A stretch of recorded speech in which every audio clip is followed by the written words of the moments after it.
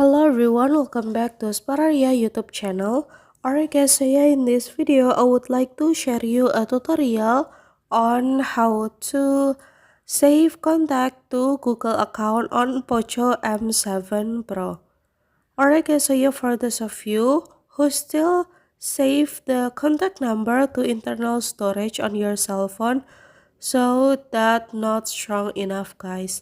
So you have to save your contact to Google account so that if you guys even change the phone, you can easily import the contact from Google account guys.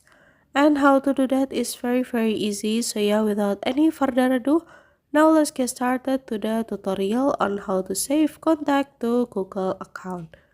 Alright, the first thing first that you have to do is, of course, now you have to go to contacts menu on your cell phone like this and then click plus, and then now you can save contact to Google account.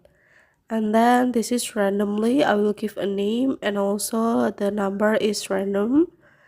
And make sure guys you save to Google account, and then checklist, and then this contact will save to your Google account. Alright guys, it is right, and then here's the tutorial. Thank you so much for watching. See you guys on the next video.